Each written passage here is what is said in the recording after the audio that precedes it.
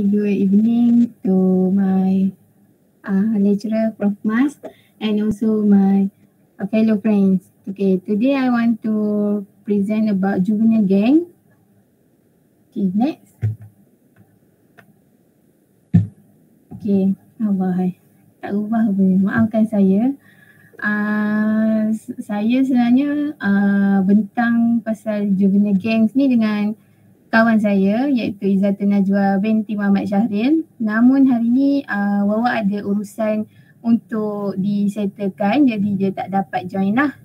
So saya akan teruskan perbentangan ni sampai habis. Tapi andai kata ada certain part tu yang kurang jelas, saya minta maaf lah sebab saya pun random je nanti cakap pasal Wawa punya part. Okay, jadi saya Nur Hashikin binti Muhammad Hizil lah.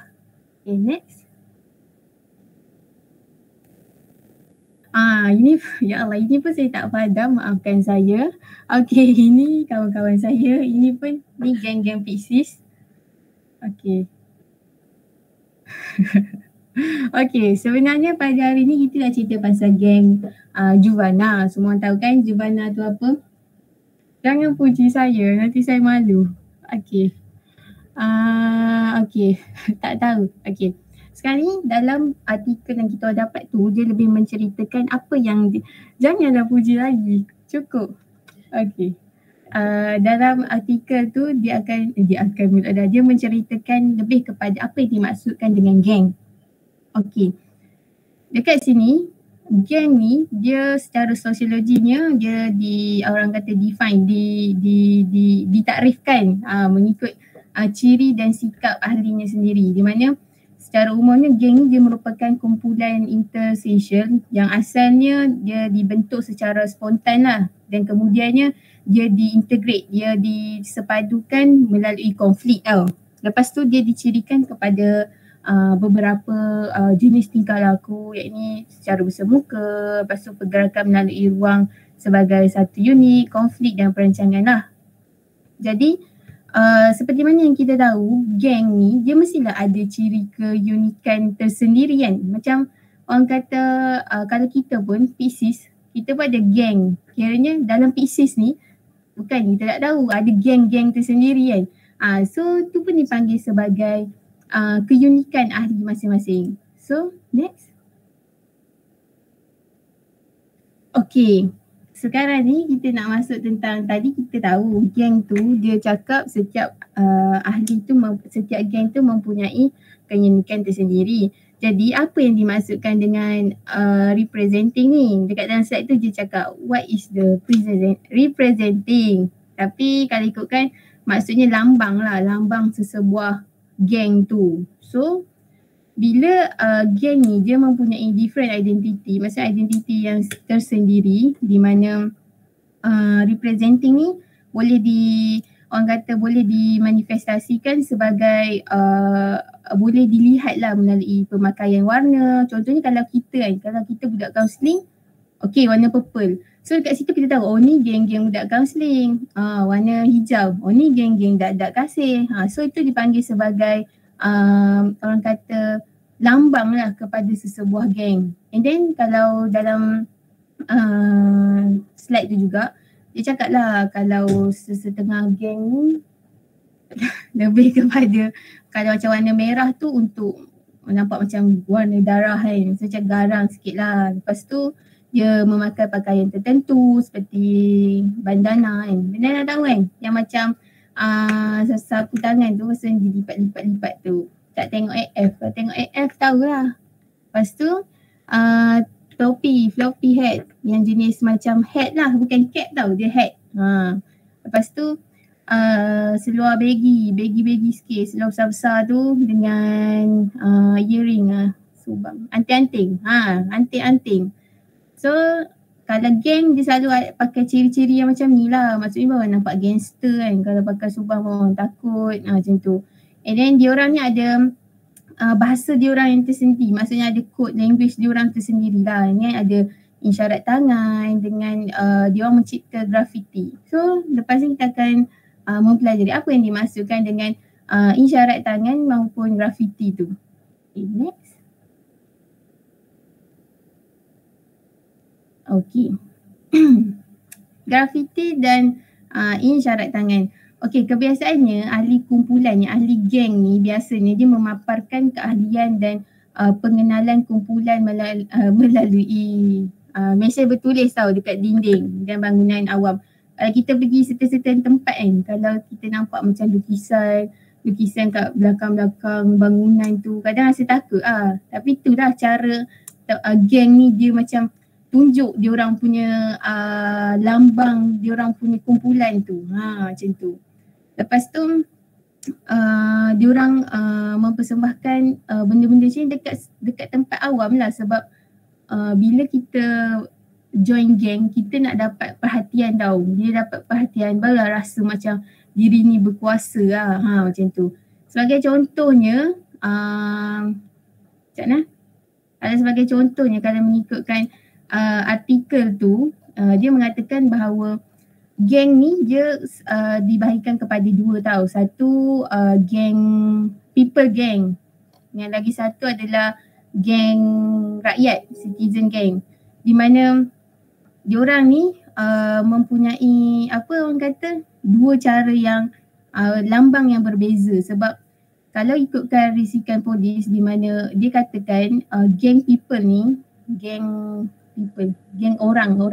people ni dia dikaitkan dengan arah kiri dan bintang berbucu 5. Maksudnya lambang kumpulan diorang tu. Tapi kalau geng citizen ni, geng rakyat ni, dia diwakili oleh arah yang betul dan bintang berbucu 6. So dekat situ nampaklah perbezaannya, sebab geng people ni dia lebih kepada warna merah, tapi kalau geng rakyat ni, geng citizen ni lebih kepada warna biru. So dekat situ dia berbeza sikit. Macam kita lah, kalau geng-geng kaunseling warna purple, kalau geng-geng sains sukan biru kuning kan. So tu pun berbeza juga, tu lah lambang kos kita. Macam tu juga lambang geng-geng tersendiri. Okay, next. Okey, seterusnya kita sebenarnya slide saya ni ringkas je. Saya mempercepatkan supaya cepat habis kan, supaya kita pun seronok lah bila habis cepat. Jadi sekarang ni kita dah masuk kepada karakteristik sesebuah geng. Macam tu. Ni dia berada di kawasan orang kata pendalaman lah. Maksudnya berada di kawasan luar bandar. Sebab dekat situ diorang boleh orang kata macam ni, boleh tunjukkan diorang punya something tu. Macam tu. Lepas tu diorang ni kebanyakannya ahli-ahli geng ni berumur 20 series lah. Maksudnya umur 20-an je. Sebab kalau ikutkan kebanyakan ahli ni, kumpulan ni berumur 15 hingga 24 tahun tau. Tapi umur ahli kumpulan ni cenderung meningkat semasa kesusahan ekonomi, dan secara amnya ahli kumpulan ni lebih hari ini, maksudnya geng zaman sekarang ni lebih tua daripada ahli kumpulan pada dekad sebelumnya. Maksudnya kalau 10 tahun lalu mungkin ahli-ahli geng ni dia more kepada umur belasan lah, remaja. Tapi kalau sekarang ni kalau kita tengok umur 30-an pun ada geng tersendiri kan. So berbeza lah dulu punya geng dengan sekarang punya geng. And then geng ni, ahli geng ni kebanyakannya kebiasaannya lah daripada kalangan orang yang berpendapatan rendah. Sebab bila orang tu berpendapatan rendah, maksudnya dia perlukan duit. Bila dia perlukan duit, sebab tu lah dia sertai geng. Sebab dia rasa dia macam dia ada kuasa, sebab dia dah join kelompok yang besar kan.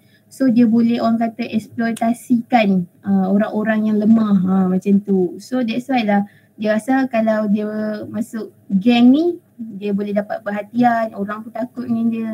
So jadi macam tu lah.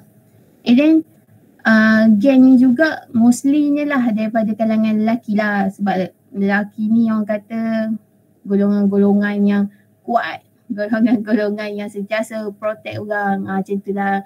Tapi orang perempuan juga ada juga join, cuma orang kata jadi golongan minoriti lah. Diorang ni lebih kepada support orang-orang lelaki ni, macam tu. Okay, next. Okay, berdasarkan artikel yang telah kita orang analyse kan, dia cerita tentang study of youth gang, maksudnya kajian kes belia di mana ada 3, iaitu melalui Tracer Study of Gang in Chicago, White Study of Gang in Boston dengan Jablonski Study of Violent Gang in New York City. And then tentang survey belia ni dari tahun 1970 series sampailah sekarang ni melalui tiga survey lah, iaitu melalui Miller National Survey of Gang in the 1970, Clean National Survey of Gang in the 1990 series dengan National Youth Gang Survey 1998. Nanti boleh minta artikel ni lah dekat saya kalau nak baca. Saya pun baca, tapi kalau awak nak lebih faham nanti boleh minta kat saya lah untuk baca waktu-waktu tidur kan. Seterusnya. Okay, tadi kita dah tahu kan apa itu gang, and then apa orang kata lambang-lambang sebuah gang, apa yang karakteristik untuk menjadi sebuah gang ni. Sekarang ni timbul pula isu gang baru tau. Okay, gang baru ni secara umumnya dia digelar sebagai MS-13. Okay, MS-13 ni sebenarnya dia merupakan orang kata ancaman baru lah yang menjejaskan komuniti pada waktu itu. Sebenarnya dia ni MS ni, Mara Salvatrucha ni, dia telah merebak dari pantai barat ke pantai timur, khususnya di utara Virginia dan metropolitan Washington. Okey, ada yang kata pusat MS-13 ni dia baru muncul di pantai timur dekat Carolina Utara. Then geng ni dia dilaporkan terdiri daripada belia lah. Sebab orang kata geng, tajuk kita pun geng juvenile kan. So dia terdiri daripada golongan belia dan orang dewasa lah. Terutamanya dari El Salvador. Okay. Asalnya sebenarnya Amerika Syarikat ni dia dianggap Amerika Syarikat ni negeri yang dianggap berada di Los Angeles. Terutamanya di bahagian 13 Street Los Angeles pada awal 1980-an. Tiba-tiba ramai pelarian Salvador ni dia melarikan diri ke Los Angeles dari El Salvador akibat perang saudara negara itu di tahun 1970-an. Jadi belia, orang kata orang remaja dekat situ, dekat Salvador, dia tinggal dekat bahagian Los Angeles tu, dia merujuk kepada diri mereka sendiri sebagai La Mara Loca ataupun kejiranan gila. Kan dia berperang. So dia orang gelar sebagai La Mara Loca. Dan kemudiannya menjadi orang kata dia orang dikenal pasti sebagai Peraja Mara Salvatrucas ataupun Mara Salvatrucha. Itu yang jadi MS tu. MS tu sebenarnya nickname kepada Mara Salvatrucha. Okey, iaitu kejiranan Salvadoran. 13 tu pula dia diambil daripada jalan lokasi tu. Jalan lokasi tu kan tadi 30 Street Los Angeles kan. So that's why jadi MS MS-13 tu. Sebab tu lah jadi nama nickname diorang tu itulah sebenarnya. Lepas tu geng ni, diorang ni dia telah membangunkan reputasi untuk keganasan sebab dia dikaitkan dengan pencegahan parang dan menikam serta menembak maut di wilayah utara Virginia di pertengahan 2000 tahun 2000. Maksudnya kita pun kita tak lahir lagi kan, baru-baru nak lahir. Yang dah lahir tu dah lahir lah, kita belum lagi. Lepas tu timbul pula isu di mana satu kematian melibatkan seorang remaja perempuan bernama Brenda Paz yang terkenal sebagai pemberi maklumat dan saksi persekutuan terhadap kumpulan MS-13 di utara.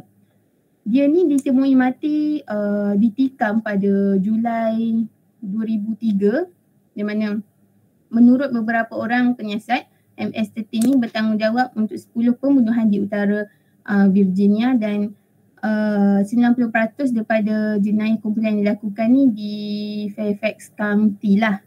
Sebab sebenarnya MS-13 ni dia bukan orang kata geng yang biasa-biasa. Dia geng yang memang ahli dia almost 5,000 hingga 6,000 ahli. Lepas tu orang kata besar, dia punya pengaruh tu besar. So that's why macam-macam dia boleh bunuh sini, dia boleh bunuh sini. So dia merupakan ancaman baru lah kepada komuniti yang tidak mengalami masalah kumpulan sehingga kini.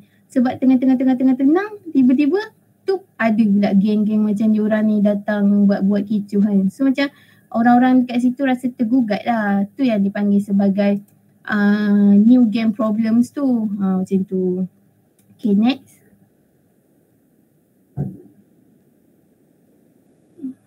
Okay.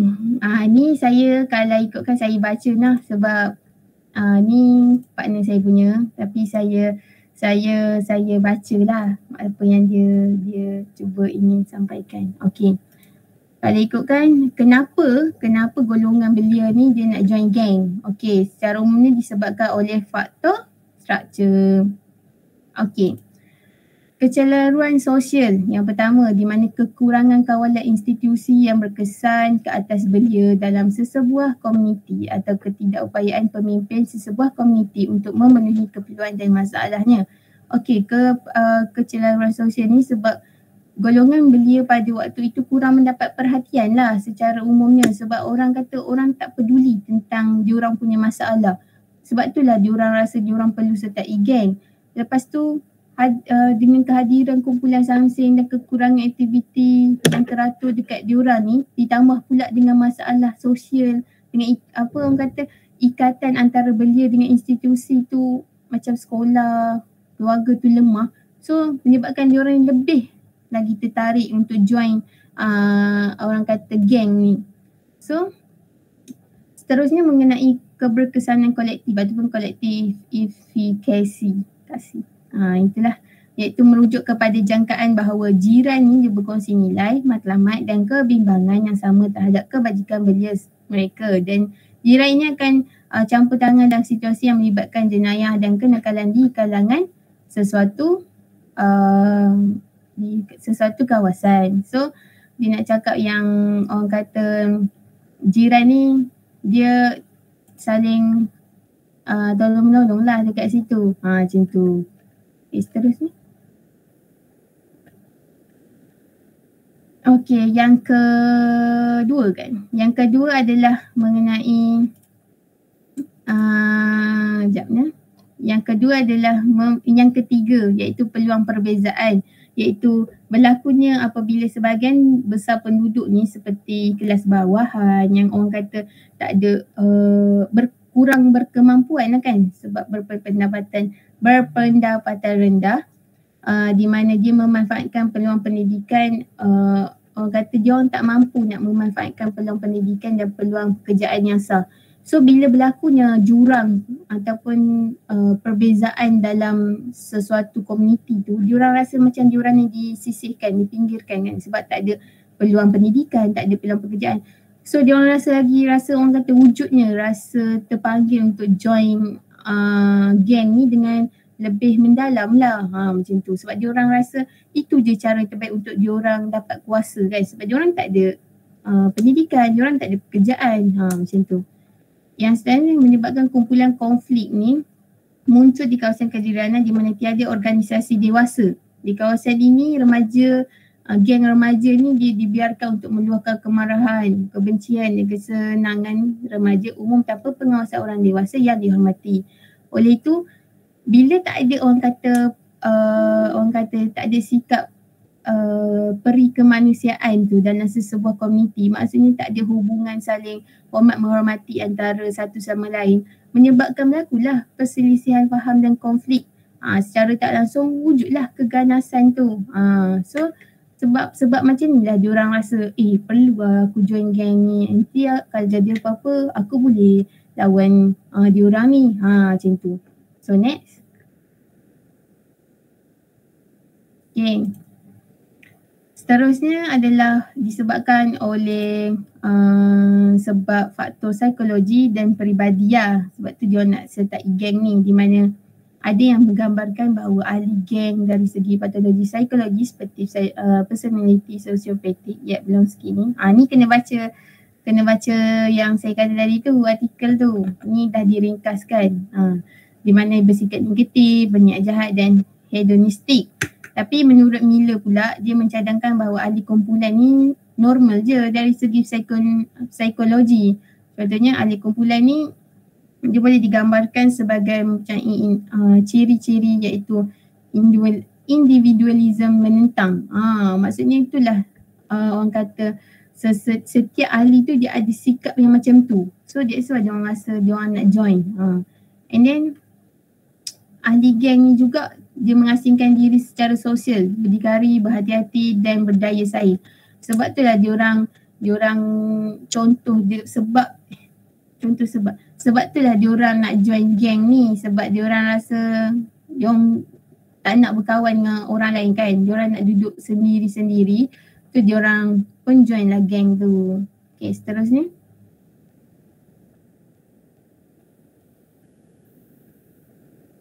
Okay, ni kita dapat lihat pula kalau bagi perempuan, sebab dia orang nak join geng ni, sebab dia orang ingin mendapatkan protection tau. Dia orang nak dapatkan perlindungan terutamanya daripada keganasan lelaki. Sebab kan masa ni kan selalu berlaku peperangan semua tu. So dia orang nak dapatlah perlindungan, orang kata perhatian. So sebab tu dia orang masuk geng.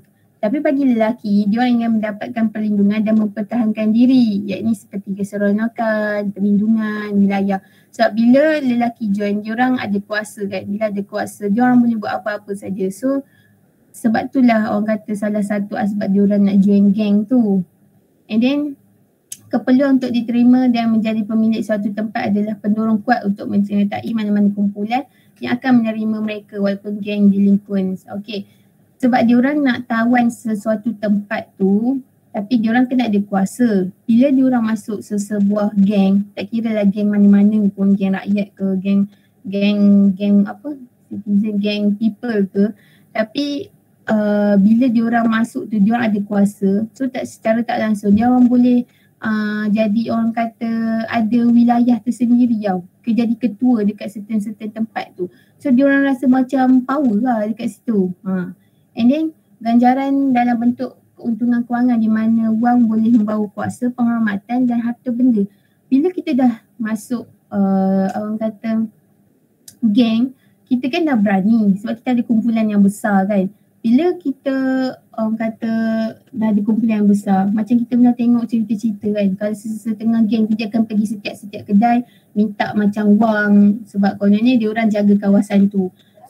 So dekat situ nampaklah yang diorang perlukan keuntungan kewangan demi orang kata memastikan diorang terus melebarkan sayap lah dekat dalam bidang orang kata keganasan kumpulan ni, macam tu. So bila dah ada kuasa, diorang pun beranilah nak buat apa-apa saja. Okay, next.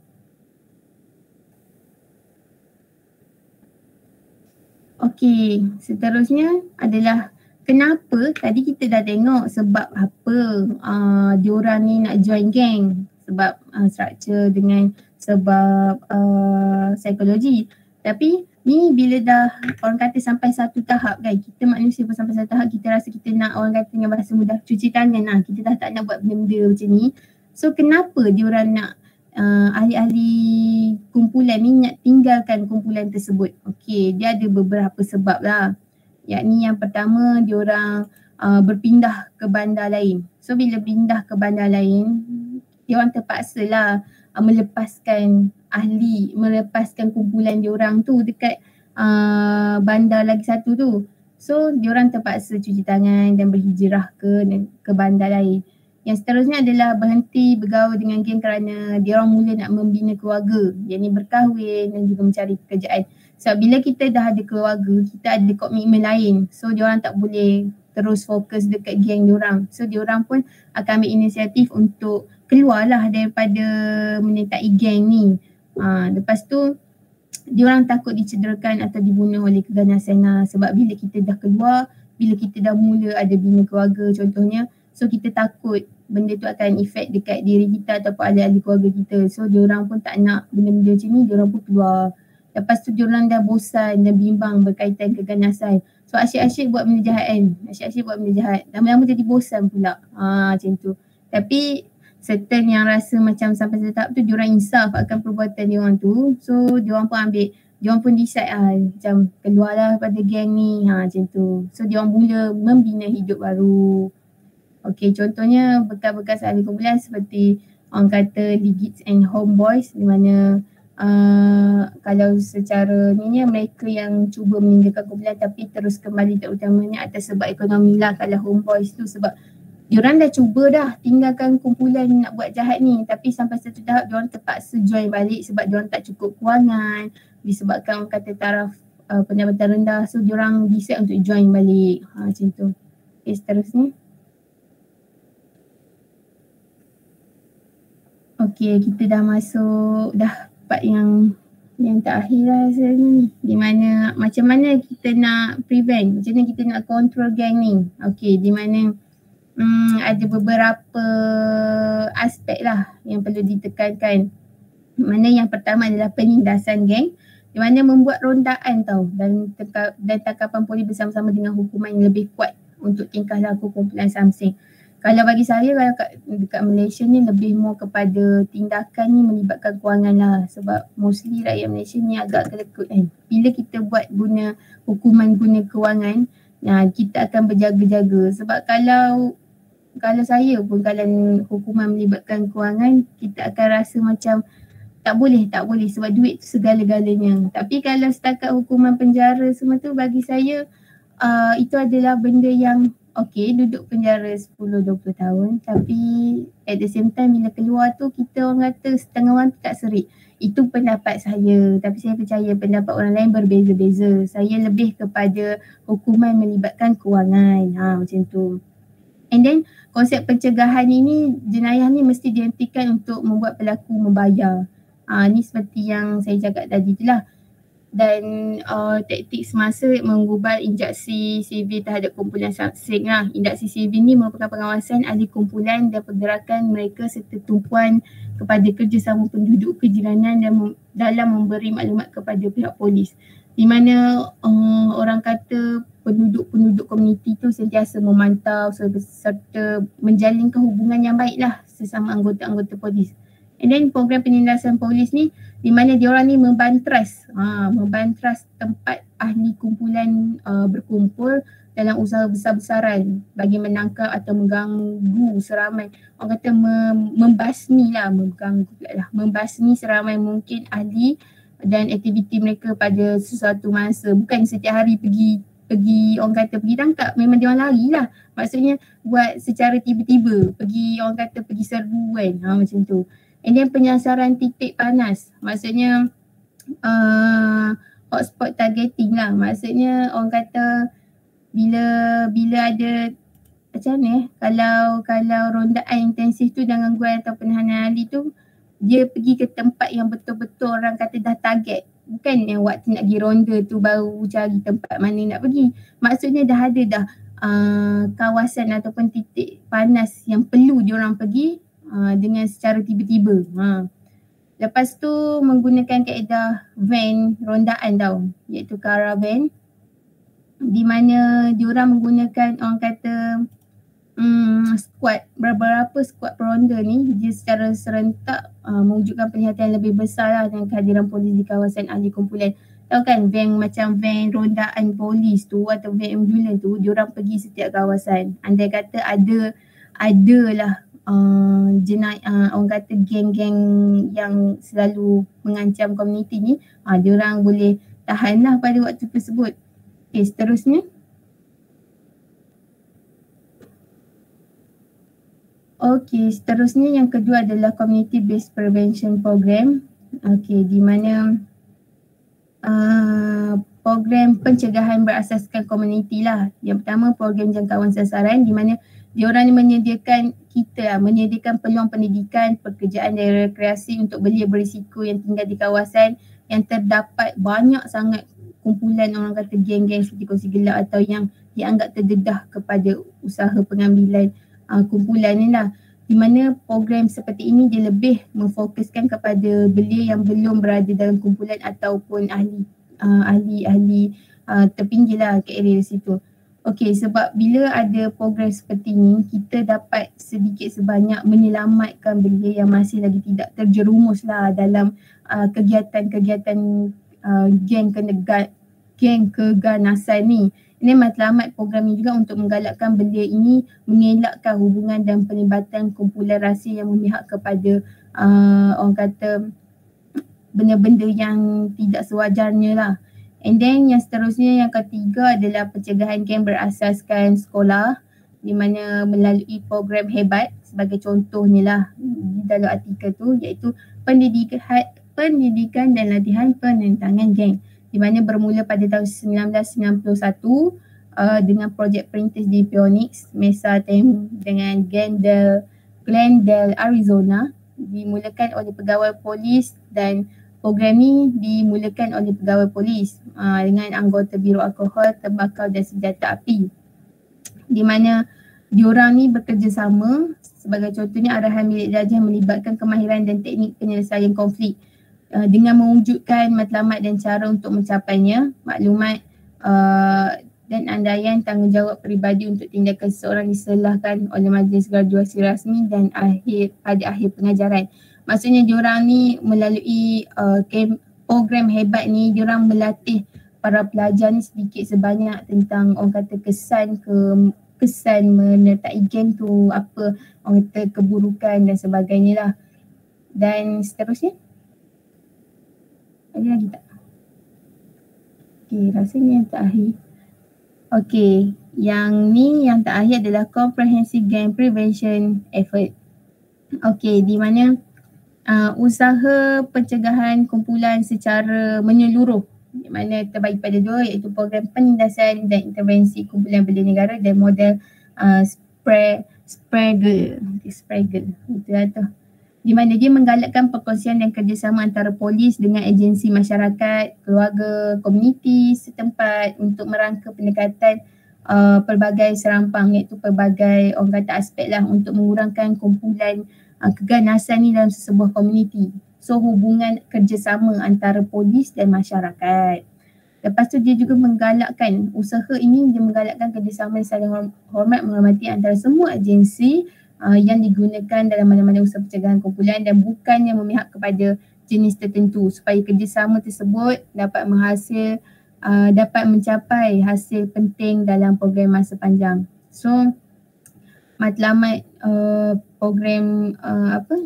program ini, iaitu gang yang seterusnya adalah yang ketiga, Gang Reduction Program ni, di mana dia bermatlamat bahawa mengenal pasti dan menangani keperluan individu berisiko, seperti orang kata remaja-remaja lah yang hampir-hampir melibatkan diri dalam jenayah keganasan ni, dan juga mengurangkan aktiviti kumpulan samsen di suatu kawasan. Sebab bila orang kata mencegah lebih baik kan daripada merawat. So secara tak langsung program-program yang melibatkan secara menyeluruh ni dia dapat membasmi lah, orang kata kalau tak banyak pun sedikit macam tu. Okay, seterusnya.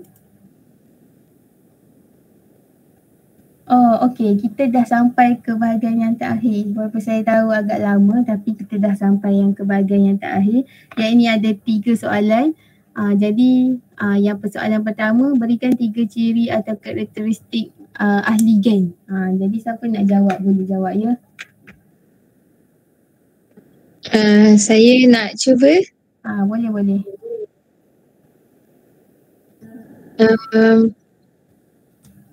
Berikan 3 ciri karakteristik ahli geng Okay, yang pertama ciri dia, mereka sebelum tu dengar apa? Dengar. Okay, mereka berada di kawasan luar bandar. Itu yang pertama. Okay, yang kedua, kebiasaannya mereka tergolong dalam kalangan yang berpendapatan rendah. Lepas tu yang ketiga, kebanyakannya dan selalunya lah mereka ni terdiri daripada lelaki. Okay, betul. Nanti bolehlah minta kat saya ke Wawa. Minta kat Wawa nanti. Okay. Seterusnya soalan yang kedua, iaitu berkaitan dengan mengapa, nyatakan sebab lah, kenapa belia ni nak sangat join geng tu. Siapa nak jawab? Saya cubalah. Okay, Sarwan. Okay. Sebab mengapa beliau ingin sertai geng adalah disebabkan faktor struktur dan sebab psikologi dan peribadi. Betul ke? Okey, betul. Nanti minta Kak Wawa juga. Okey. Terima kasih. Okey. Yang seterusnya adalah soalan yang macam kebar je lah. Di mana pada pendapat awak semua, apakah cara yang boleh dilakukan sekiranya timbul isu keganasan geng ni dalam kalangan masyarakat kini? So ini lebih kepada korang punya opinion lah. Macam tu. So siapa nak cuba? Saya mau try. Boleh? Syazia. Okey. Ya. Jadi pada pendapat saya, cara yang boleh kita lakukan lah sekiranya timbul keganasan geng ni dalam kalangan masyarakat adalah dengan melaporkan kepada polis ataupun pihak berkuasa. Jadi pihak polis ni jadi dia boleh buat rondaan lah dan mencegah perkara keganasan tu berlaku. Yang kedua adalah dengan menggunakan platform media sosial untuk menyebarkanlah maklumat yang sahih berkaitan kalau ada keganasan berlaku. Itu je. Betul. Okey, terima kasih. Sama. Okey, dengan berakhirnya ketiga-tiga soalan itu maka tamatlah presentation saya pada hari ini. Saya mohon maaf atas kesilapan ataupun kesulitan yang berlaku. Jadi itu saja daripada saya dan pihak Najwa. Semoga semua fahamlah. Kalau tak faham nanti bolehlah PM Najwa supaya lebih faham. Okey, itu saja. Sekian, terima kasih.